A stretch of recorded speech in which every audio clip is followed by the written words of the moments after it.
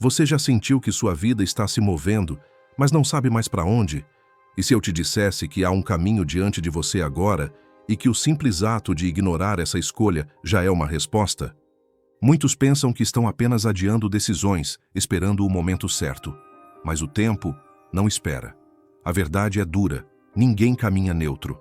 Cada passo, cada distração, cada amanhã eu vejo isso, está levando você em alguma direção.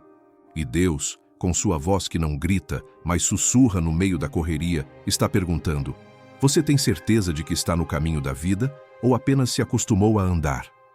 Hoje, vamos falar sobre escolhas que parecem pequenas, mas que mudam tudo. Caminhos que se bifurcam em silêncio e a graça que ainda insiste em te alcançar. Fica comigo até o fim, porque essa pode ser a conversa que muda a direção da sua eternidade. Poucas pessoas percebem o momento exato em que tomaram o rumo que mudou tudo. Nem sempre há uma placa avisando que uma escolha aparentemente comum abriu um desvio silencioso que se alongou por anos. É assim que muitos descobrem tarde demais que estavam em uma estrada diferente da que pensavam trilhar. Você já parou para se perguntar quantas vezes decidiu sem perceber? A resposta pode surpreender. A maioria das decisões que moldam uma vida não são feitas de forma declarada, mas no modo como reagimos às pressões, ao conforto, ao medo ou até ao silêncio.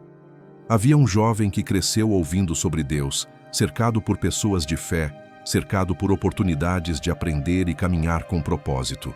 Ele nunca rejeitou Deus, mas também nunca o seguiu de verdade.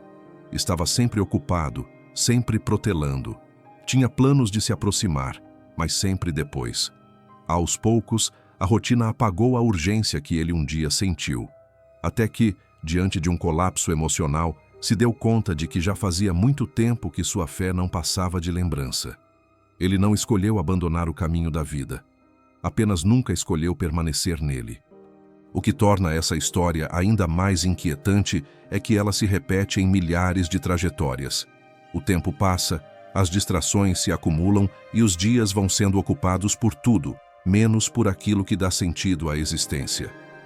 Um levantamento recente feito pela American Bible Society apontou que apenas cerca de 1 em cada 10 cristãos praticantes mantém hábitos consistentes de oração, leitura bíblica e reflexão espiritual. A fé, para muitos, virou um acessório e não mais um alicerce. E o que dizer das pessoas que nunca ouviram com clareza o que está realmente em jogo? Muitos acreditam que se trata apenas de religião, dogma ou doutrina. Mas não é isso. Trata-se de um confronto entre dois caminhos que se abrem silenciosamente diante de cada um de nós. Não há neutralidade.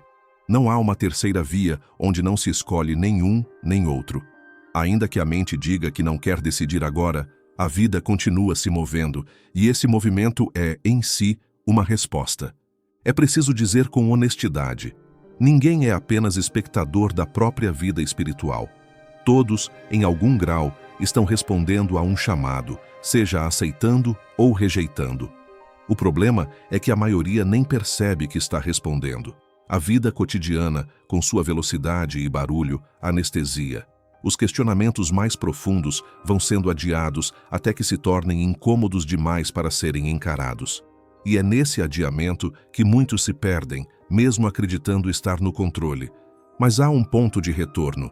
Sempre há. E ele começa com consciência.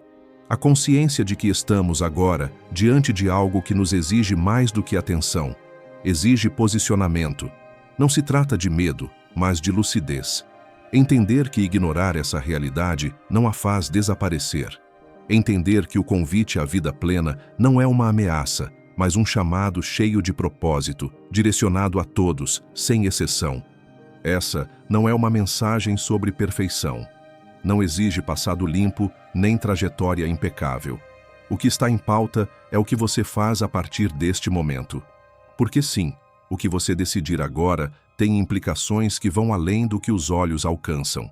Cada escolha, cada inclinação do coração, cada concordância silenciosa com o que parece inofensivo, tudo isso constrói uma direção. E essa direção leva a um destino. Nada é neutro quando se trata da alma. O que você acolhe, o que você permite, o que você repete, Tudo isso revela para onde está caminhando. E se tudo isso parece intenso demais, talvez seja porque sempre foi. Apenas não havia sido dito com tanta clareza. Agora que a verdade foi colocada à mesa, o caminho está diante de você. Não como uma ameaça, mas como uma oportunidade de recomeço. Porque a graça de Deus não chega gritando. Ela se apresenta como um sussurro que nos encontra no meio da pressa e nos faz parar. Nem sempre com respostas imediatas, mas com uma pergunta que exige honestidade. Para onde de fato sua vida tem se inclinado? Esse é o ponto de partida. Não da teoria, mas da transformação. Tudo o que vem a partir daqui só faz sentido se for construído sobre esse terreno. O entendimento de que ninguém caminha por acaso. E que não existe dia comum quando se trata da eternidade. Quando se entende que a vida não segue em linha neutra, mas caminha em direção a um destino que depende de decisões pessoais, surge a pergunta inevitável: até que ponto temos liberdade real sobre os rumos que tomamos? A resposta está na raiz de uma verdade que atravessa toda a narrativa bíblica. O ser humano foi criado com o dom de escolher. Esse princípio é apresentado logo nos primeiros capítulos das Escrituras. Em Gênesis, capítulo 2, o relato sobre o Jardim do Éden mostra um cenário de plenitude, onde nada faltava. Deus havia preparado um ambiente de comunhão perfeita e colocou no centro do jardim 2 árvores, cada uma representando uma possibilidade distinta: a vida e o conhecimento do bem e do mal. Mas o mais marcante não está apenas na presença dessas árvores, e sim no fato de que não havia barreiras ao redor delas. Nenhum anjo guardando, nenhuma cerca protegendo. Essa ausência de impedimentos é, na verdade, uma revelação da confiança divina. Deus não programou autômatos, Ele criou pessoas. E o que diferencia pessoas de máquinas é justamente a liberdade de escolher, mesmo quando essa escolha pode trazer consequências dolorosas. Ao permitir o acesso às 2 árvores, Deus estava honrando a dignidade do ser humano. Ele não impôs obediência. Ele ofereceu confiança. Essa escolha, no entanto, carrega peso. O que aconteceu no Éden não foi apenas uma desobediência. Foi uma decisão que afetou todas as gerações seguintes. Quando Adão e Eva optaram por seguir a voz que contradizia a instrução recebida, eles estavam, conscientemente ou não, redefinindo o eixo moral da humanidade. A entrada do pecado no mundo, como relatado em Gênesis capítulo 3, não foi um acidente de percurso. Foi um resultado direto do exercício do livre-arbítrio sem discernimento. Ao longo da história, esse mesmo padrão se repete. As Escrituras estão repletas de exemplos onde escolhas determinam destinos. Um dos casos mais emblemáticos é o de Josué, líder que sucedeu Moisés e conduziu o povo de Israel à terra prometida.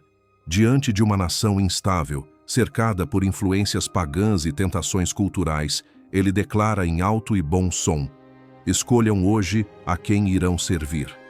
Esse registro, feito no capítulo 24 do livro de Josué, mostra que o chamado à responsabilidade pessoal sempre esteve presente. A liberdade que recebemos não é um presente qualquer. Ela nos torna participantes do plano divino, não apenas espectadores. E com ela vem também a responsabilidade de lidar com as consequências do que escolhemos. Muitos gostariam de uma fé que livrasse da dor de decidir. Mas fé não é ausência de escolha. Pelo contrário, ela só tem sentido quando nasce da consciência de que se poderia optar por outro caminho. Estudos na área da psicologia moral contemporânea, como os desenvolvidos por Jonathan Haidt e publicados na década de 2010, mostram que o senso de escolha está intimamente ligado ao sentimento de identidade e valor pessoal. Pessoas que sentem que têm poder de decisão tendem a demonstrar maior comprometimento com seus princípios e maior clareza em suas convicções. Isso é mais um reflexo de como o livre-arbítrio é não apenas espiritual, mas também essencial para o desenvolvimento humano integral. No entanto, a cultura moderna parece desvalorizar essa responsabilidade. Vivemos numa era em que muitos terceirizam suas decisões. Influenciadores, algoritmos, ciclos sociais e pressões emocionais conduzem pessoas a repetir padrões sem refletir. O filósofo coreano Byung-Chul Han, em sua obra A Sociedade do Cansaço, publicada em 2010, aponta que a liberdade atual foi corroída pela autopressão. As pessoas acreditam que são livres, mas vivem exaustas, tentando atender expectativas que nem sabem de onde vieram. Essa confusão se instala também no campo espiritual. Quantos seguem rotinas religiosas sem jamais refletirem sobre a raiz das escolhas que fazem? Quantos confundem tradição com convicção, movimento com direção? É nesse ponto que a responsabilidade espiritual se torna mais urgente. Não basta repetir o que sempre foi feito. É necessário parar, avaliar e responder. Isso que tenho vivido é fruto de uma decisão consciente ou apenas uma adaptação automática? Deus continua chamando pessoas para uma caminhada que não se baseia em manipulação, mas em confiança. Ele apresenta a verdade, mas não impõe. Ele convida, mas não força. E é nesse convite que reside tanto o desafio quanto a beleza da fé. A decisão que cada um toma, mesmo em silêncio, mesmo em dúvida, mesmo em meio à confusão, está moldando a realidade que viverá. Responsabilidade espiritual não é carregar um peso impossível, mas reconhecer que cada escolha, cada pequeno sim ou não, tem um impacto que vai além do agora. E se por um lado isso pode parecer assustador, por outro é também libertador. Porque significa que há sempre a chance de redirecionar, de ajustar o passo, de recomeçar com consciência e verdade. A liberdade que Deus nos deu não é um risco, é uma prova de amor. Amor que respeita, que confia, que espera. E quando esse amor é compreendido, o peso da escolha se transforma em privilégio. Porque saber que se pode escolher é também saber que se pode retornar. A qualquer momento. Mesmo depois de erros, mesmo depois de distâncias. A decisão continua nas mãos de quem caminha. Sempre esteve. Quando se compreende que a liberdade de escolha é um dom concedido com responsabilidade, é natural pensar que as decisões são tomadas com plena consciência. No entanto, a realidade é bem mais complexa. O que muitas vezes é percebido como uma decisão pessoal pode ser, na verdade, o resultado de influências que operam de forma silenciosa, moldando percepções, desejos e justificativas. A liberdade existe, mas ela é constantemente disputada por vozes que nem sempre se revelam como são. A Escritura fala com clareza sobre a presença de forças espirituais que atuam de maneira invisível no mundo. Em Efésios, capítulo 6, verso 12, Paulo escreve que a verdadeira batalha não é contra pessoas, mas contra principados, potestades e autoridades do mundo espiritual das trevas. Essa afirmação não é alegórica. É um alerta para que se compreenda que há uma guerra sendo travada no campo da mente, da emoção e da verdade. O engano raramente se apresenta com aparência de erro. A sedução mais eficaz é aquela que se parece com a verdade, mas que carrega distorções sutis, imperceptíveis à primeira vista. É por isso que, nas cartas do Novo Testamento, há constantes exortações ao discernimento. O apóstolo João, por exemplo, ensina que é necessário provar os espíritos, porque nem todo ensinamento vem de Deus. O perigo não está apenas no que é declarado como falso, mas no que é parcialmente verdadeiro. A estratégia do engano espiritual é sofisticada. Ela opera muitas vezes através da normalização do que antes era inaceitável. Um padrão se repete. Primeiro, algo considerado perigoso é apresentado como aceitável. Depois, como desejável, por fim, como indispensável. Essa progressão acontece de forma gradual, sem alarde, camuflada de liberdade ou progresso. E quando se percebe, o coração já foi moldado por algo que parecia inofensivo. A cultura contemporânea reforça esse mecanismo. Em meio à avalanche de informações e conteúdos disponíveis, há uma disputa silenciosa pela atenção e pela crença. O algoritmo, as narrativas midiáticas, as ideologias disfarçadas de neutralidade, tudo isso compõe um ambiente onde é fácil confundir conveniência com verdade. E nesse cenário, o discernimento espiritual se torna não apenas útil, mas vital. Engano não é apenas erro intelectual, é um deslocamento do centro moral. É quando o mal se mascara de bem e passa a ser defendido com convicção. O profeta Isaías, séculos antes de Cristo, já advertia: ai dos que ao mal chamam bem e ao bem, mal. esse aviso continua atual. A manipulação da linguagem, a relativização dos princípios, a banalização da verdade, tudo isso são sinais de um campo de batalha em plena atividade. Esse tipo de influência não atinge apenas a mente, ela toca também os sentimentos. O inimigo sabe como alimentar emoções específicas para afastar as pessoas da sensatez espiritual. Culpa mal resolvida, carência emocional, vaidade, orgulho ferido, tudo isso pode ser terreno fértil para a semente do engano. Quando o coração está vulnerável, qualquer discurso que ofereça alívio imediato, mesmo sem fundamento, parece atraente. Na carta aos Coríntios, Paulo adverte que o adversário espiritual pode se disfarçar como anjo de luz. Essa é uma das revelações mais perturbadoras do Novo Testamento. O mal não se limita a oposições óbvias. Ele sabe como parecer virtuoso, como vestir-se de bondade, como fazer com que suas sugestões pareçam respostas vindas do alto. É por isso que muitas pessoas confundem livramento com tentação disfarçada. Nem toda porta aberta é uma bênção. Nem todo conforto é um sinal de aprovação divina. A diferença entre verdade e engano não está na aparência, mas na origem e na consequência. A verdade liberta, mesmo quando confronta. O engano acomoda, mas enfraquece. A verdade conduz à transformação, enquanto o engano gera dependência de ilusões. É por isso que o discernimento precisa ser exercitado, e não apenas desejado. Ele nasce da intimidade com Deus, da familiaridade com sua palavra e do hábito de examinar tudo com base em princípios eternos. Muitas vezes, o problema não é a ausência de escolha, mas a ilusão de neutralidade. É o que acontece quando alguém acredita estar apenas seguindo o coração, sem perceber que esse coração pode ter sido treinado por padrões distorcidos. O livro de Provérbios declara que há caminhos que parecem retos, mas cujo fim conduz à morte. Essa é uma das declarações mais urgentes da sabedoria bíblica.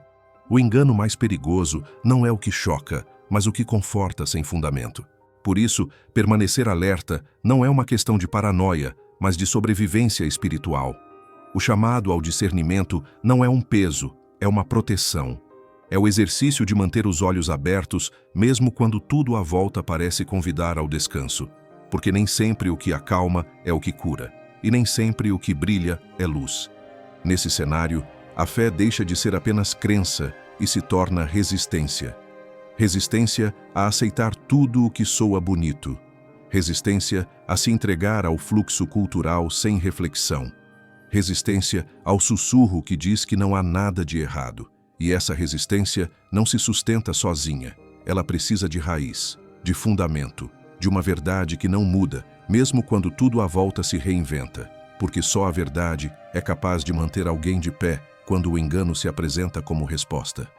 Se o engano se fortalece na sutileza e na aparência de normalidade, o adiamento se torna seu aliado mais eficaz, porque nem sempre é preciso convencer alguém a rejeitar uma verdade. Basta fazer com que ela deixe para depois. É nesse compasso de espera, disfarçado de prudência ou distração, que muitos perdem o que nunca perceberam que já estava diante deles. A postergação espiritual raramente se apresenta como rebeldia. Ela se veste de ocupação, de planejamento, até mesmo de boas intenções. A pessoa acredita que, em algum momento mais apropriado, tomará a decisão que precisa. Só não agora. Porque agora há urgências demais, responsabilidades demais, dores demais ou simplesmente certezas de menos. E assim, sem perceber, ela aceita a lógica do atraso como estilo de vida.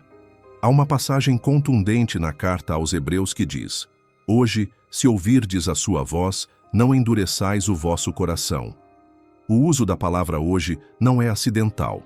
Ela carrega um peso de decisão que não se pode adiar com segurança. A fé bíblica nunca trata o tempo como garantido. Pelo contrário, constantemente lembra que a vida é como neblina, como sombra que passa. Essa percepção não visa gerar medo, mas despertar responsabilidade. Se até aqui você está acompanhando e isso está fazendo sentido para você, escreve Amém nos comentários. Vai ser bom ver quem está caminhando junto com a gente nessa mensagem.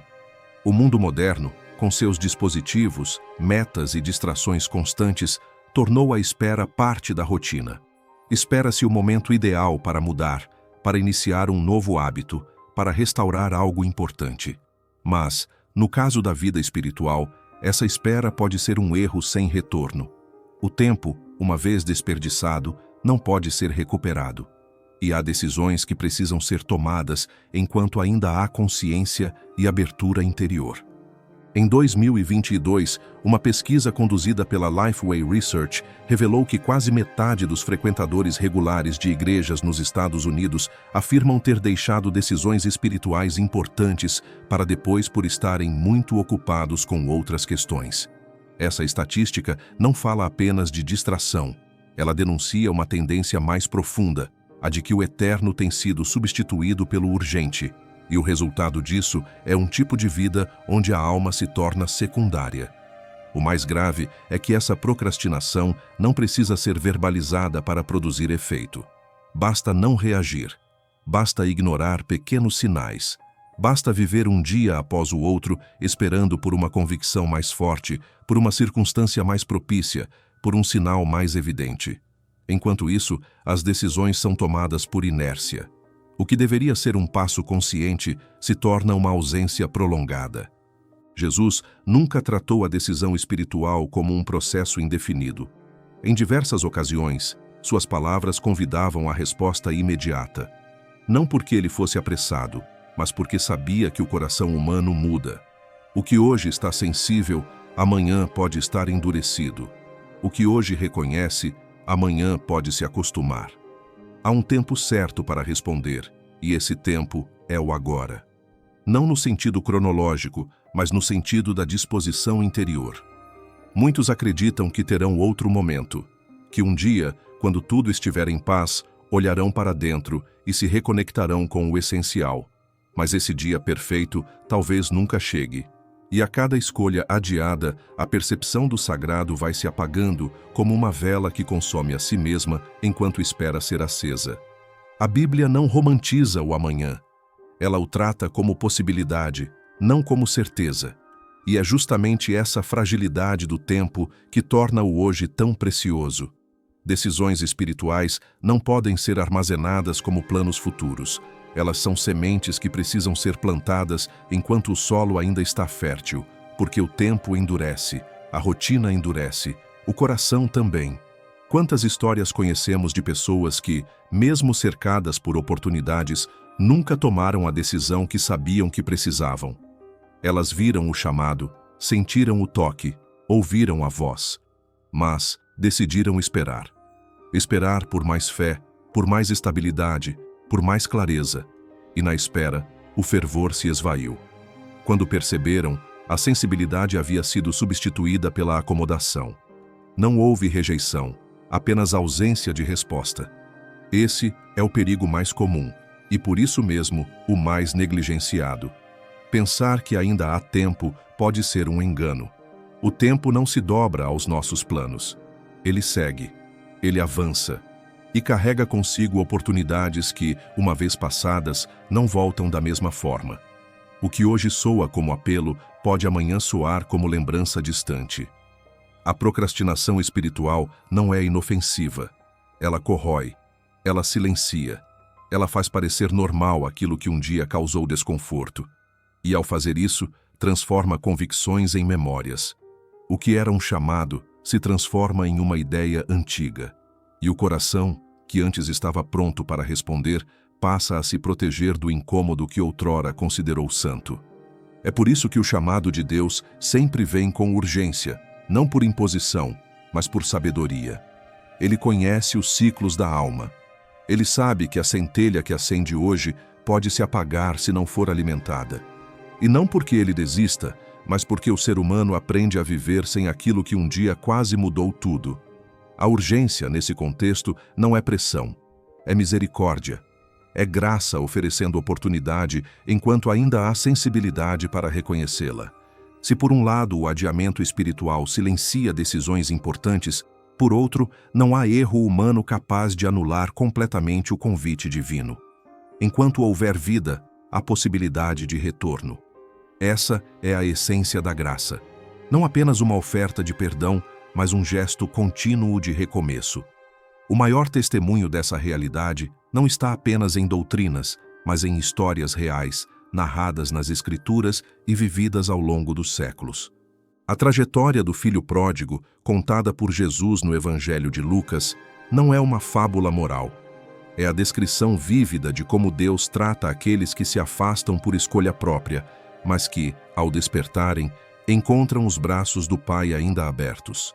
Aquele jovem não foi empurrado para fora de casa. Ele saiu. Ele optou por um caminho que parecia promissor, mas que o levou à ruína. E quando tudo parecia irreversível, bastou um gesto de reconhecimento para que sua história mudasse por completo. O mais marcante nesse relato não é apenas o retorno do filho, mas a atitude do pai. Ao vê-lo ainda longe, corre ao seu encontro. Não espera explicações, não exige justificativas, apenas acolhe, restaura e celebra. Essa cena descreve o coração de Deus com mais precisão do que qualquer definição teológica. Ele não está observando de longe para condenar, está esperando com expectativa para restaurar. O poder da restauração divina ultrapassa a compreensão humana porque ela não se baseia em méritos, mas em arrependimento sincero. No livro de Joel, há uma promessa extraordinária: restituir-vos-ei os anos que foram consumidos.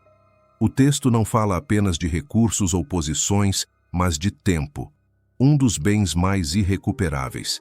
E ainda assim, Deus promete ressignificar até aquilo que foi aparentemente perdido. Isso não é apenas redenção. É uma demonstração de que nenhuma trajetória está fora do alcance de sua intervenção. Muitos acreditam que, por terem errado repetidamente, já esgotaram suas chances. Mas essa lógica não pertence ao reino de Deus. A cruz não foi um evento simbólico. Foi um marco definitivo, onde o amor enfrentou o juízo e venceu. O apóstolo Paulo, escrevendo aos Romanos, declara que onde o pecado abundou, a graça superabundou. Isso não significa banalizar o erro, mas reconhecer que a misericórdia de Deus sempre está um passo adiante do arrependimento humano. A restauração não apaga o passado, mas redefine seu significado. A vida de Pedro é um exemplo claro disso. Após negar Jesus 3 vezes, ele poderia ter sido lembrado apenas por sua falha. Mas foi justamente depois do fracasso que ele recebeu o encargo de apacentar as ovelhas do Mestre. O homem que caiu se tornou o líder que levantou muitos. Esse é o tipo de transformação que só a graça pode realizar. A caminhada espiritual não é feita por quem nunca tropeça, mas por quem, ao cair, se deixa levantar. E nesse levantar, não há condenação, há cura. O Salmo 34 afirma que o Senhor está perto dos que têm o coração quebrantado e salva-os de espírito abatido. Não se trata de um consolo abstrato, é presença concreta que alcança onde as palavras não chegam. Mesmo quando tudo parece fragmentado, a graça atua nos bastidores, preparando novos caminhos. Testemunhos de transformação profunda se repetem geração após geração. Pessoas marcadas por falhas graves, por escolhas distorcidas, por caminhos escuros, ao serem alcançadas por esse amor imerecido, passam a viver com um brilho nos olhos que não se explica com lógica, porque experimentaram algo que vai além do conceito. Foram tocadas pela realidade da restauração. Essa ação restauradora não é apenas individual. Ela alcança famílias, comunidades, contextos inteiros. O livro de Neemias narra a reconstrução de Jerusalém, um povo que havia perdido sua identidade, suas estruturas, sua esperança. E mesmo assim, guiados pela convicção de que Deus ainda estava presente, eles reergueram muros, restauraram propósitos e redescobriram quem eram. O cenário que parecia arruinado se tornou testemunho de recomeço. Nada é pequeno demais para ser transformado. Nenhum erro é grande demais para impedir um novo início. A graça não nega as quedas, mas também não as eterniza. Ela revela que o fim de um ciclo pode ser o início de um propósito muito maior. E que, por mais longa que tenha sido a distância, um passo na direção certa é suficiente para iniciar uma nova jornada. A restauração promovida por Deus não busca esconder o passado, mas usar cada detalhe dele para revelar a beleza da reconstrução. O que antes era motivo de vergonha passa a ser memória de superação. O que antes machucava passa a carregar marcas de cura. Porque a graça não apenas perdoa, ela transforma, ela molda, ela revela o verdadeiro valor de uma vida redimida. Por isso, ainda que tudo pareça comprometido, a voz que chama ao retorno continua viva. Ela não exige perfeição, apenas sinceridade. E essa sinceridade é suficiente para mover o céu. Porque no reino de Deus, ninguém está distante demais para ser alcançado, e ninguém está quebrado demais para não ser restaurado. Quando a restauração se torna realidade, não há mais espaço para as mesmas justificativas. O coração que foi tocado pela misericórdia já não consegue continuar fingindo que está tudo bem enquanto caminha na direção contrária da vida. A graça, uma vez compreendida, não permite indiferença. Ela transforma, sim, mas também convoca. Ela não apenas conserta o que foi quebrado, ela aponta para um novo sentido de existência. Não se trata de assumir uma postura religiosa ou de entrar em um padrão moralista. A proposta sempre foi relacional. Deus não chama para um sistema, mas para um reencontro. E quem se dispõe a caminhar com Ele, logo percebe que o ponto de partida não é a perfeição, mas a entrega. É isso que dá sentido à jornada. Saber que não é preciso entender tudo, nem prever cada passo, apenas confiar o suficiente para continuar caminhando. Ao longo da história, os relatos mais poderosos não vieram de pessoas que tinham tudo sob controle, mas daquelas que reconheceram sua fragilidade e, mesmo assim, decidiram não permanecer no mesmo lugar. São aqueles que entenderam que não podem mudar o que já passou, mas que têm a liberdade de decidir o que farão com o que ainda têm diante de si. Isso exige coragem e também verdade. Essa é a essência da resposta espiritual. Não é fruto de pressão externa, nem motivada por medo. É um sim silencioso, profundo, muitas vezes solitário. É a disposição de viver com propósito, ainda que isso custe zonas de conforto. É o desejo de não passar pela vida apenas sobrevivendo, mas de construir algo que ultrapasse o agora. Algo que esteja enraizado em convicções que resistem ao tempo. A jornada que se apresenta diante de cada pessoa não é aleatória. Existe uma direção que se revela a partir das pequenas escolhas, e cada uma dessas escolhas reforça uma identidade. Não se vive por acaso. Cada passo tem implicações. Cada decisão molda o caráter, afeta relacionamentos, influencia destinos. O ser humano é mais do que produto de circunstâncias. Ele é responsável por suas respostas. Por isso, a pergunta que persiste não é se houve falhas, mas o que se fará com o que resta. O passado pode ter sido marcado por silêncio, omissão, distanciamento ou até rejeição aberta. Mas o presente ainda está aberto, ainda pulsa, ainda convida.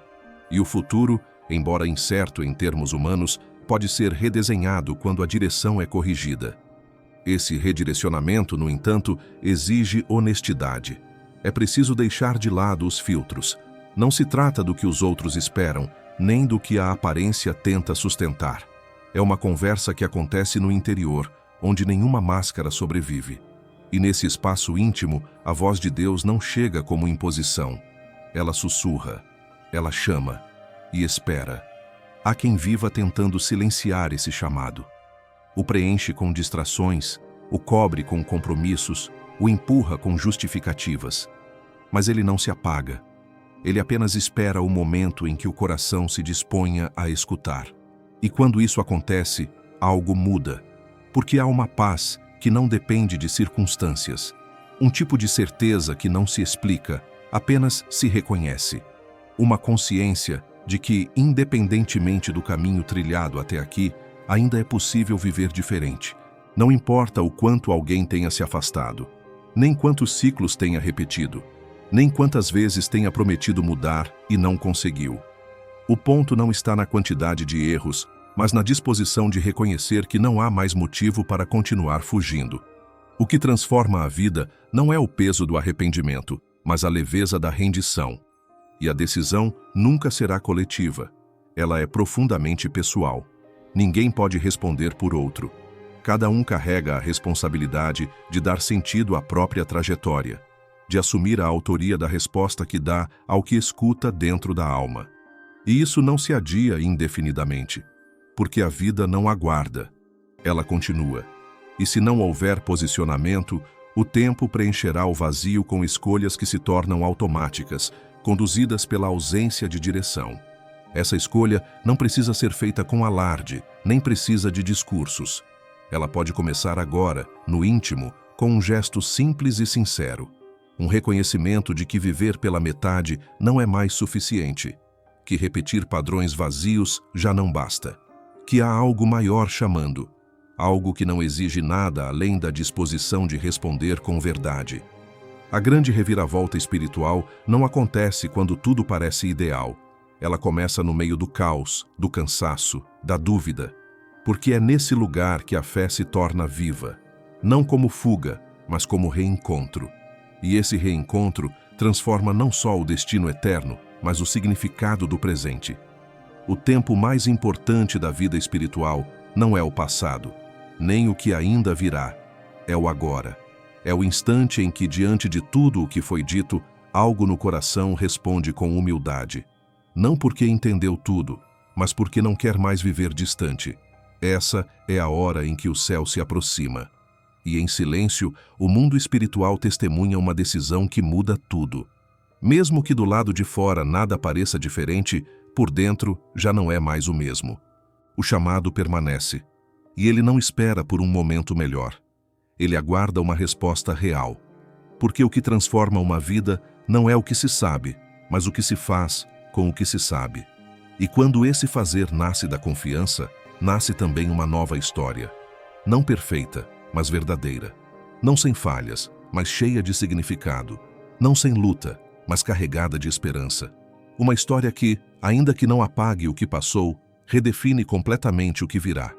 Se você gostou do conteúdo e deseja apoiar nosso trabalho para que possamos continuar trazendo mais pesquisas e análises profundas, considere fazer uma doação de qualquer valor. Essa contribuição ajuda diretamente no crescimento do canal e na produção de materiais ainda mais ricos. Muito obrigado pelo seu apoio.